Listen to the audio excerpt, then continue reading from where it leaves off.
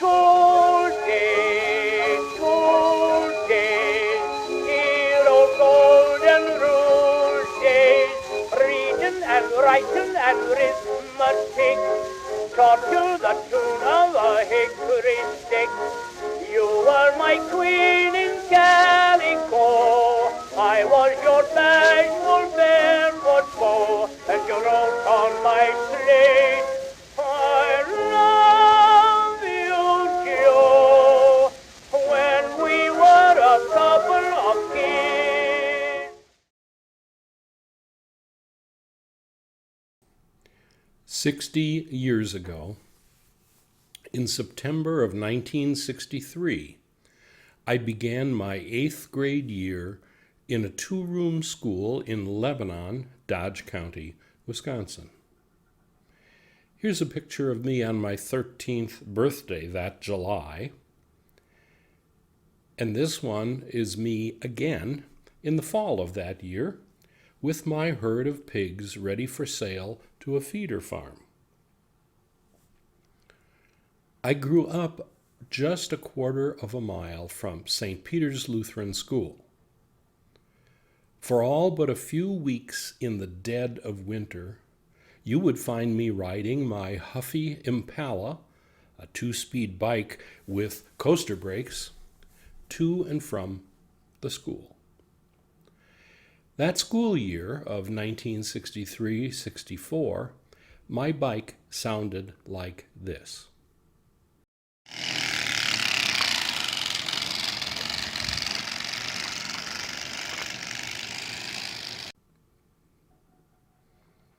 I had put baseball cards in the spokes, a common practice back then. In September, at the top of my lungs, I was crooning the current top 10 Beatles song, She Loves You, Yeah, Yeah, Yeah. And in March, you would have heard me singing Twist and Shout. In 1956, I started first grade at St. Peter's. Kindergarten wouldn't arrive in the village of Lebanon for another 7 years. The first 5 years of elementary school were spent in a building constructed in 1902, a building that my grandfather had attended. No indoor plumbing. Outhouses were about 75 yards away on the opposite side of the church building. 1961 was an exciting year for us. St. Peter's new school building was opened. So for 6th through 8th grades, we had indoor toilets and new desks. We still had outdated textbooks and the same 2 teachers, a husband and wife team, for all 8 years. The German-speaking immigrants in Township 9 North, Range 16 East, established the first educational enterprise in what was to become Lebanon, Dodge County, Wisconsin. Schooling began in the spring of 1844 when the newly formed Immanuel Lutheran congregation opened a parochial school.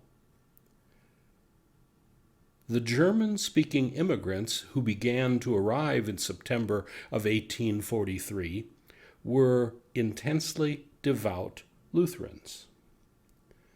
My great-great-grandfather, Friedrich Johann Vorrat Brasch, agreed to serve as the first teacher.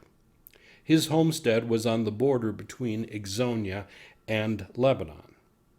Classes were held in a centrally located log house. He taught temporarily until a permanent school building was constructed and Erdmann Pankow was called to be the principal teacher. At one point, there were 7 Lutheran parochial schools in the town of Lebanon. Many stories about them are preserved in the history of Lebanon's 14 Lutheran congregations. German-speaking Lutheran schools in Lebanon were established for three primary goals. Number one, indoctrinate the children in very specific brands of conservative Lutheranism. Two, shield the children from contact with the Calvinist Protestants who occupied the northern tier of the township. And number three, preserve German language and culture for future generations in Lebanon. Strongly held opposing opinions over the relative values of parochial versus public education at the elementary level are still debated in Lebanon 180 years later. More will be said about the plethora of parochial schools that sprang up in Lebanon. The proliferation was due to the constant intra-congregational squabbling which led to the founding of 14 flocks in a community of fewer than 1,500. Why choose 1886 as the moment in history for this scholastic snapshot of Lebanon? 1886 marked the 40th anniversary of the founding of the town of Lebanon. And by 1886, the population of Lebanon had become stable, which is to say that the flood of German-speaking immigrants had ended, and most of the Yankees had moved westward in search of more land. Only a handful of Irish, English, and Scottish Yankee wheat farmers remained. When we look at the century between 1886 and 1986, we find that we have a period of time that is very stable and consistent in Lebanon. So looking at the history of schools in Lebanon from the perspective of 1886 and comparing it with 1986 provides convenient bookends for this study. From 1886 until 1986, the ethnic makeup of Lebanon remained virtually unchanged. Census data indicates that the number of people living in the township between 1886 and 1986 remained at about a level of 1,500 residents. The religious environment of Lebanon in 1986 was remarkably unchanged from 1886. In 1886, Lebanon had 16 elementary schools. That is the highest number in its history. There were 9 public schools and 7 parochial schools. So again, it is fair to assert that the years between 1886 and 1986 mark a distinct epoch and ethos in the educational saga of Lebanon. It was also in 1986 that Lebanon's last 2 remaining parochial schools, St. Peter and Immanuel, merged to form Lebanon Lutheran School. So between 1886 and 1986, the community went from 16 schools to 2, 1 public, 1 parochial. The century between 1886 and 1986 provides a picture of an astonishingly homogeneous and static religious, socio-economic, and ethnic enclave. In the spring of 1843, Yankee wheat farmers homesteaded the oak savannas and prairie clearings in the northern third of the township of Lebanon. These were farmers of Irish, English, and Scottish descent who had emigrated to America a generation or two earlier and settled in upstate New York. After depleting the soil in New York, they came to Wisconsin in search of fresh land, easily plowed and planted without clearing trees and underbrush. They arrived in the township that would become Lebanon and Hustisford in 1843, 3 or 4 months before the first German-speaking homesteaders. The Yankee wheat farmers claimed the best agricultural land. They were familiar with the concept of township government, as was true of the Yankee wheat farmers who had settled throughout the southern counties of Wisconsin Territory. This group of Yankee farmers joined forces with the Yankee businessmen who were flocking to Milwaukee. This coalition ensured that when Wisconsin became a state in 1848, it would be organized using the township model commonly adopted in the Northeast.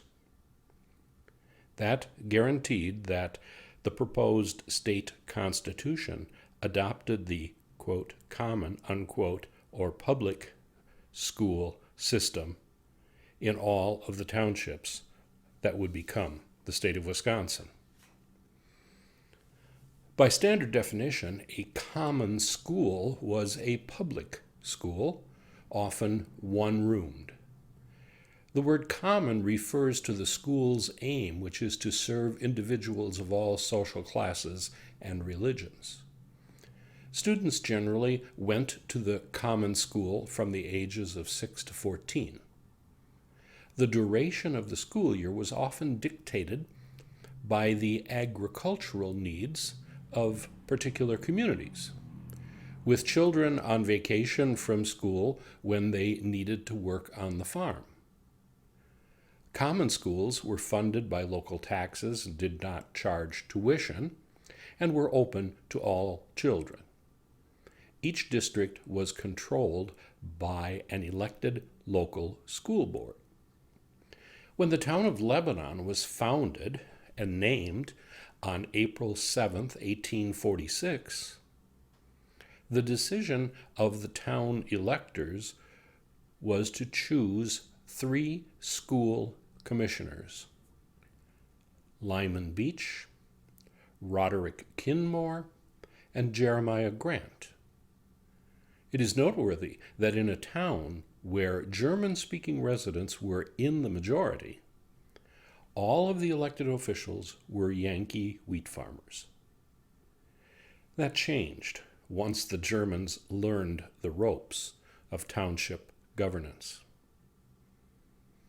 According to the minutes of that first meeting in the town of Lebanon, it was the duty of the school commissioners to divide the township into a convenient number of public school districts. Like most townships, Lebanon was divided into 9 school districts. The rationale was simple. There are 36 sections in the township. Clusters of 4 sections were assigned to be a school district. If the school was placed at the 4 corners intersection of the cluster, which are 2 miles apart, no child would need to walk more than 1 mile to reach the public school. Of course, equidistant placement didn't work out in reality. Children were not distributed equally throughout the 36 sections. There are areas of Lebanon in the marshes where there were no farms, hence no children. And of course, the extraordinary number of Lutheran parochial schools cut into enrollments at the common schools as well. Some children alternated between public and parochial school. When the numbers didn't support the existence of a district school, neighboring districts or neighboring townships negotiated with each other choosing amenable locations for joint schools. Those schools were sited on or near the shared township boundary or the boundary of the sections. The master plan for 9 school districts placed strategically within the township was quickly abandoned. This map illustrates how the plan was supposed to have worked compared to how it ultimately worked out. The blue triangles show the idealized location for each of the schools. Numbers illustrate the 9 districts created in reality. District boundaries were irregular, not corresponding to the red squares. The unusual numbering pattern reflects the chronological development of the districts and their respective schools. The schoolhouse icon indicates the actual location of the schools. District 1 was the first district formed in 1846, and a school was constructed quite near the target site. This was one of the 2 population centers in the township in 1846. There's an irony in the fact that School District Number 1, the Main Street Public School, was built on land purchased from Immanuel Lutheran congregation and was situated close to 2 Lutheran parochial schools, the Immanuel School and the St. Paul's Heckendorf Lutheran School. School District Number 1 closed in 1956, and the building was converted to a private home. The second district was in the midst of the English-speaking wheat farming population center. The school building was sited a mile southeast of the center target. My grandfather, Emil Schenicke, attended here for his 8th grade year after 7 years at St. Peter's Parochial School. School District Number 2 was called the Sloping Valley School. It closed in 1937 and the building was moved. The location at the curve in Robin Road, a quarter-mile south of County MM, is a woodlot today. The third school district was established when the influx of Pomeranians had settled around Trechel, what is today called New Lebanon. The school building was sited a mile north and west of the center target. The District 3 school also had students from the west side of the Central District, which did not have a school of its own. The District 3 school was called the New Lebanon School. It closed in 1956, and the building was converted to a private home. School District Number 4 never had its own school building. Some of the students attended Ashepan District Number 1, which was called the Main Street School, and it stood 1 mile north of Old Ashepan on Highway 67. That school closed in 1958. The building remains as a private dwelling. Other children at the northern end of District 4 attended the Pucker Street School in District 6. The section of County MM where the school and the cheese factory stood was nicknamed Pucker Street. Unfortunately, no one remembers why. I started asking that question about 50 years ago, and even then, no one could explain it. So District School number 6 was called the Pucker Street School. It was situated quite near the center of the district. It closed in 1947 and the building was converted to a house. District School number 8, the Sugar Island School, also drew children from the southern end of District 4 and from the Central District, which did not have a school. Children from the eastern edge of the South Central District, which again did not have its own school, also attended the Sugar Island School. The school closed in 1956 and the building continues to serve as a private home. School District number 5 was called the Randall School, and it was a joint school with the town of Hustisford.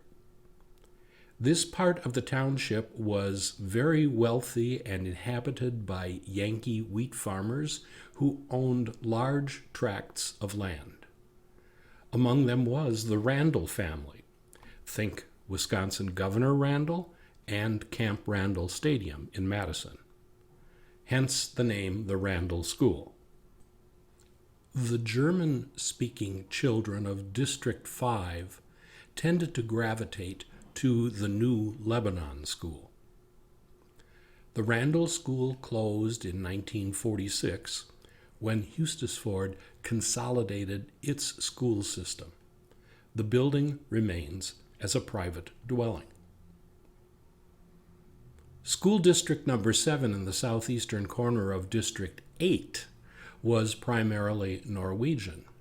District 7 residents joined with Exonia District number 12 to form the Forsyth School.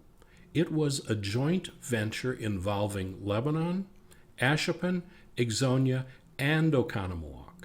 It closed about 1956 and the building was converted to a house.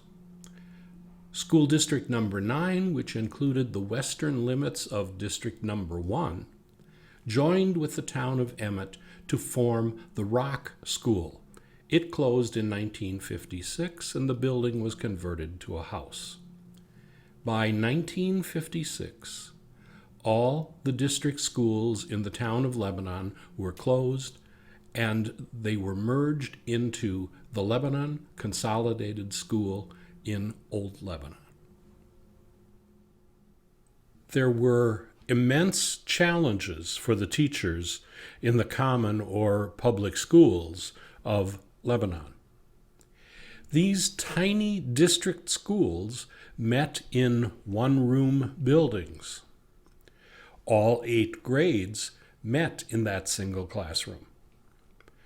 Teachers would not know from year to year or even month to month how many students would be in attendance or how many grades would actually have students in them. Some students would be nearly as old as the young teacher. Other students might be as young as 6 years old. A teacher could possibly have 1 student in grade 1, 7 students in grade 2, 4 students in grade 3, no students in grade 4, and 6 students in grade 7.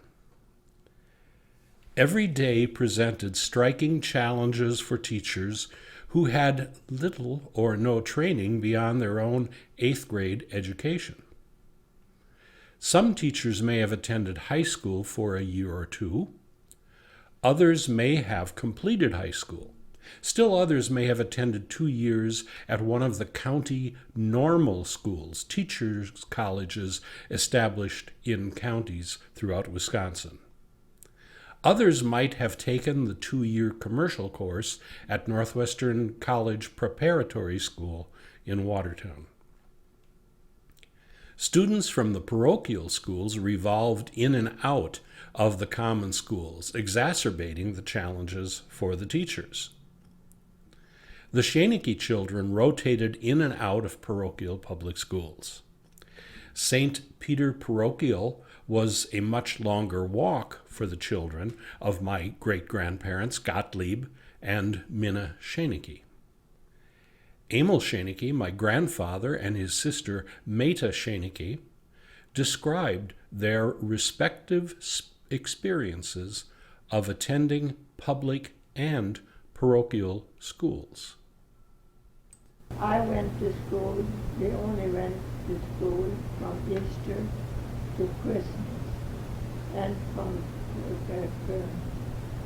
after Christmas we went to public school. Oh. Children.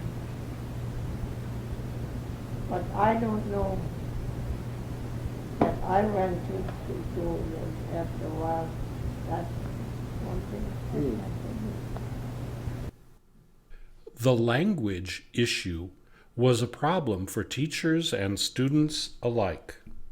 The majority of the students came from homes where a German dialect was spoken. The teachers all spoke English.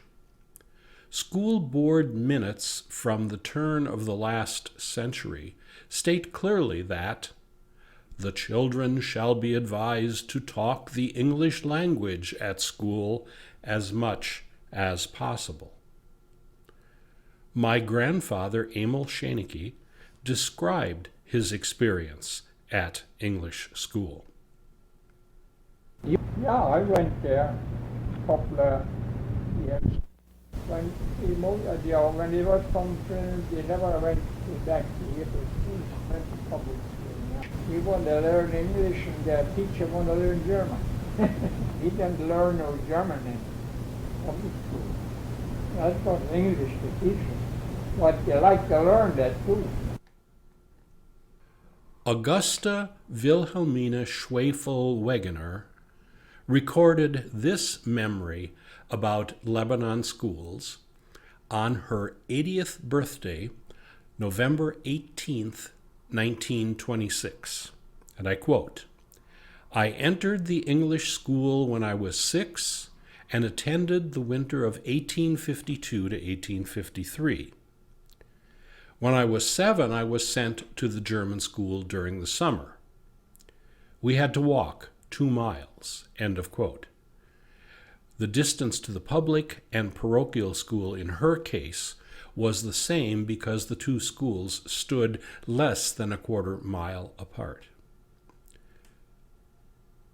Augusta Schwefel continues, "The next winter, my brother Ernst Wilhelm Schwefel, aged 20, taught the English district school, the Main Street School, and he took me along every day. But the 2 miles were pretty long in winter when it was cold, and the snow was deep. Brother Ernst picked me up and carried me through many a snowdrift.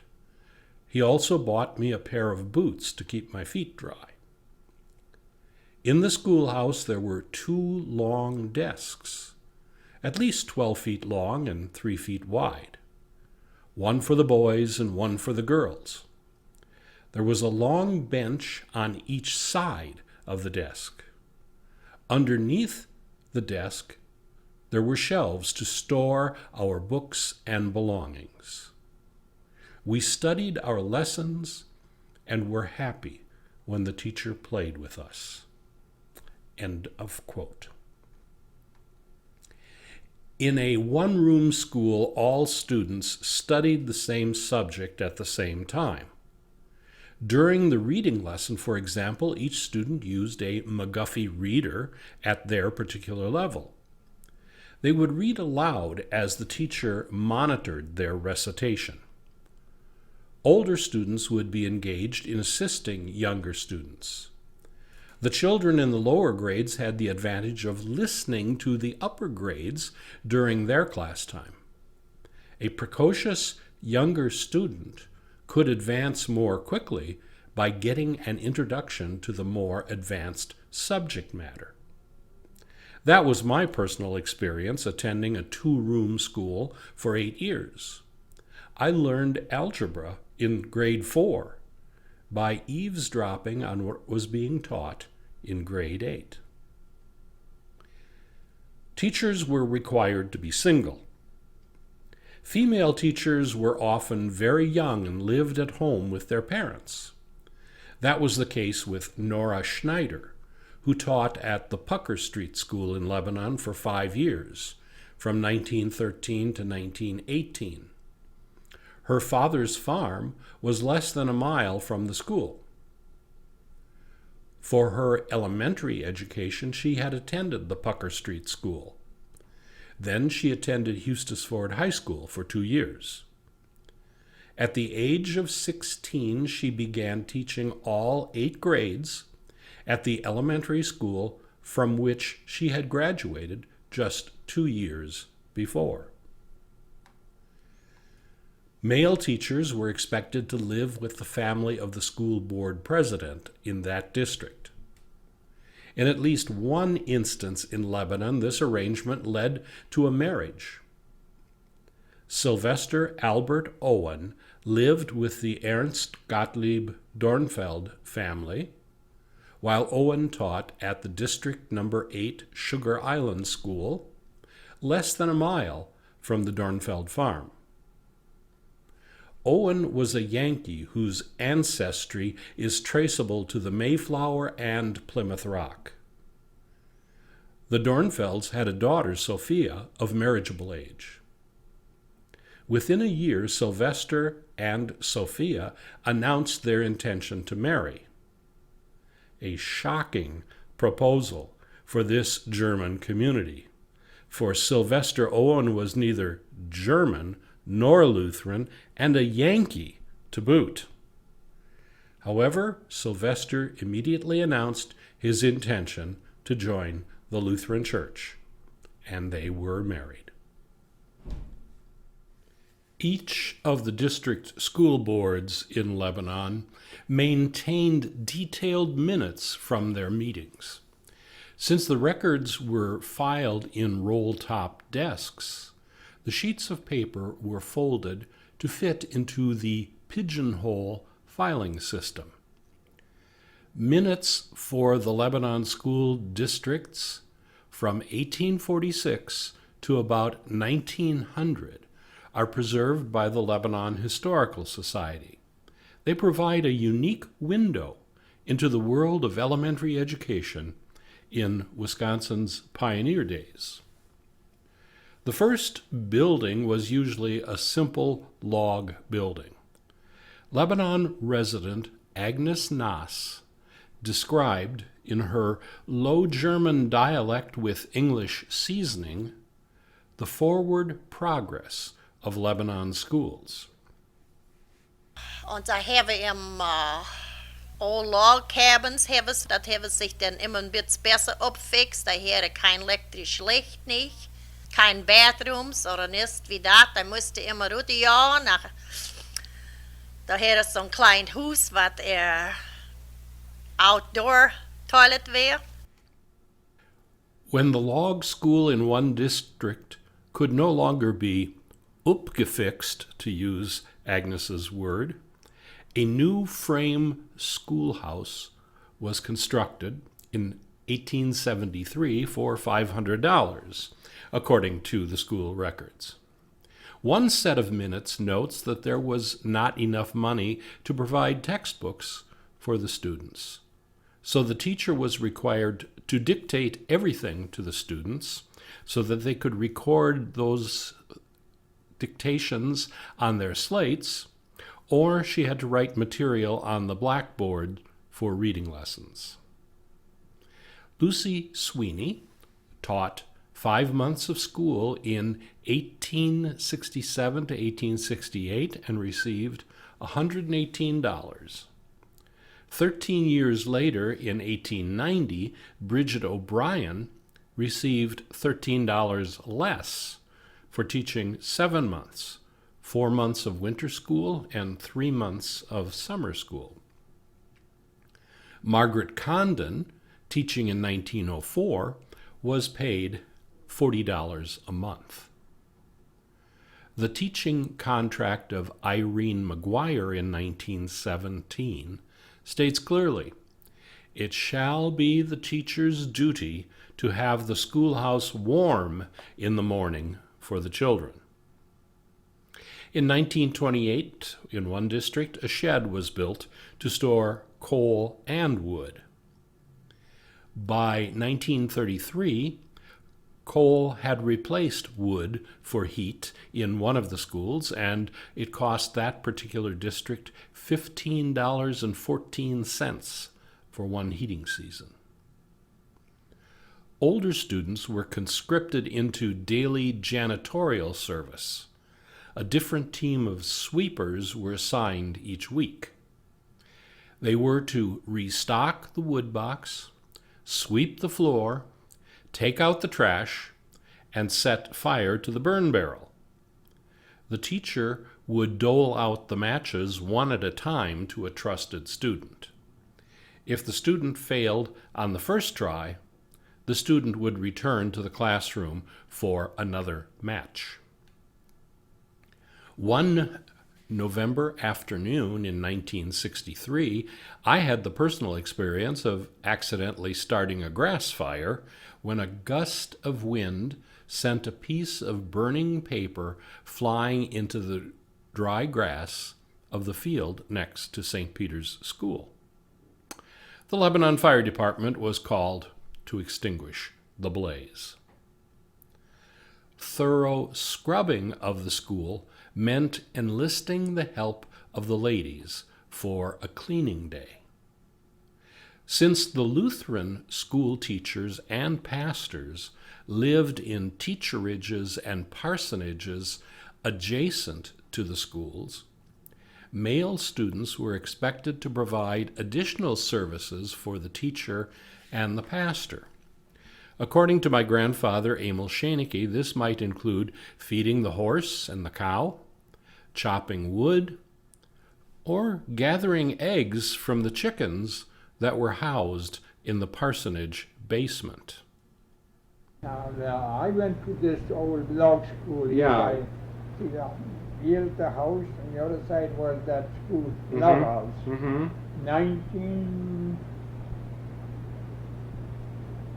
1902, they built that schoolhouse here by the St. Pietism.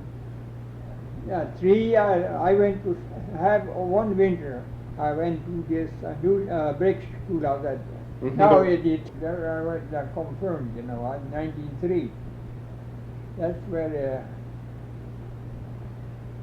Pastor Brandt, he raised some chickens in there down in the south.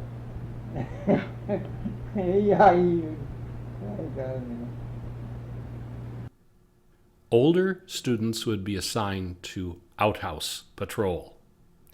It was not uncommon for a tiny younger child to get wedged into the hole that was the toilet seat. If the teacher noted that a child was missing for an inordinately long time, the outhouse patrol was dispatched to rescue the little tyke from his predicament. The story of Lebanon's cantankerous and contentious Lutherans provides material for a separate, forthcoming video. Suffice it to say, virtually every internal feud within a congregation in Lebanon resulted in the formation of yet another congregation and its own parochial school. Between 1843 and 1881, the Immanuel congregation split repeatedly. Early 20th century historian J.P. Kaler made this observation about Lebanon, quote, "With all the church squabbling that goes on, it would be better to name it Babylon than Lebanon," end of quote. By 1886, the recurrent separating finally came to an end. However, the number of Lutheran parochial schools was at its height, with 7 Lutheran schools in tiny little Lebanon. Immanuel congregation maintained two schools. The Immanuel main school was situated next to the church, and the northern school originally was in Trechel, New Lebanon. When in 1881 a separation occurred, the group that went on to form St. Peter's Congregation of New Lebanon appropriated the old northern school, and Immanuel opened a new northern school, which is at what is today the intersection of County Highway MM and Poplar Grove Road.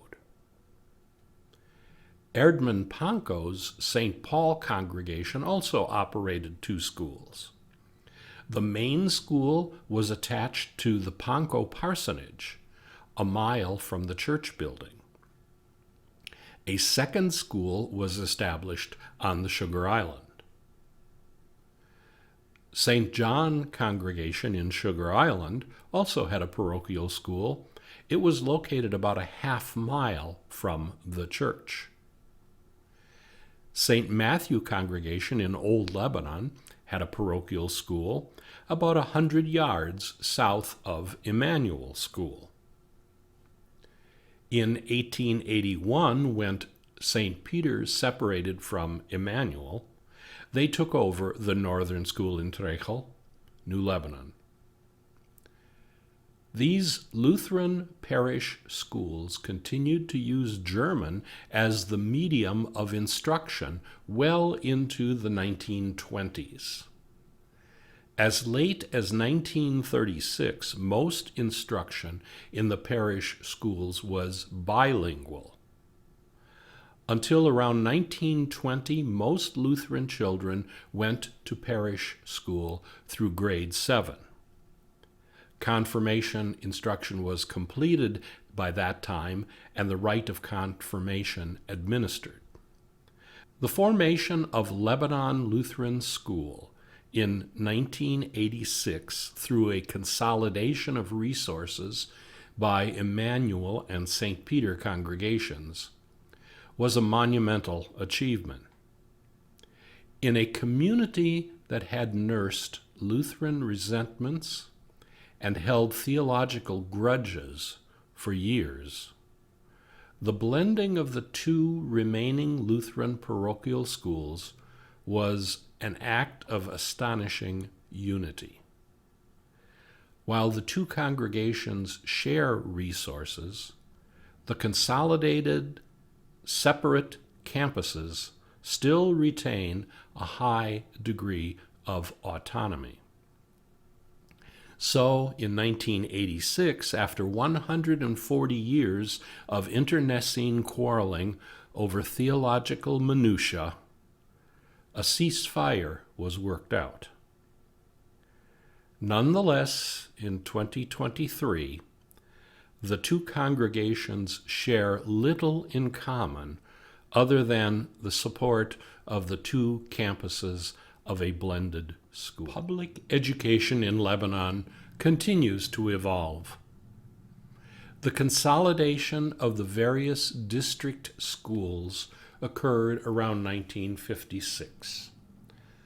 The further consolidation of schools into the Watertown and Hustisford and Hartford and Oconomowoc districts has continued the upward spiral of public education quality in Lebanon. Lebanon Environmental and Agricultural Pathways Elementary School, LEAP School, is part of the Watertown Unified School District. The school prioritizes a curriculum based on the themes of environmental and agricultural education in an interdisciplinary and applied approach.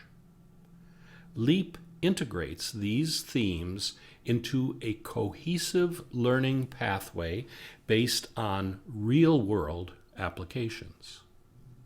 Foundational skills in math and literacy are emphasized and serve as the backbone for hands-on projects and authentic problems that challenge students to think in creative and innovative ways.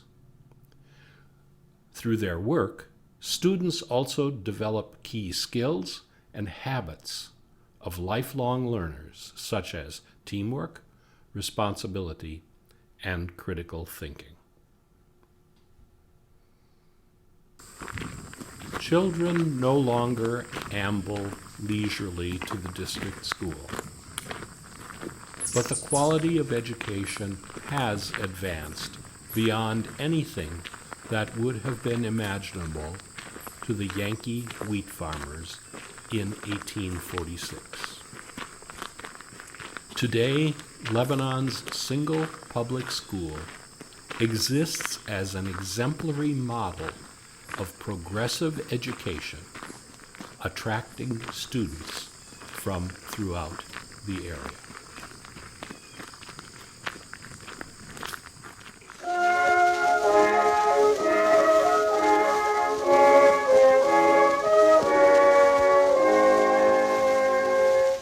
Nothing to do, Nelly darling, nothing to do, you say. Let's take a trip on memory ship back to the bygone days. Sail to the old village schoolhouse, anchor outside the school door. Look in and see, there's you and there's me, a couple of kids once more. School days, hero golden rule days, reading and writing and arithmetic, taught to the tune of a hickory stick. You were my queen in calico, I was your bashful barefoot beau, and you wrote on my slate, I love you, Joe, when we were a couple of kids.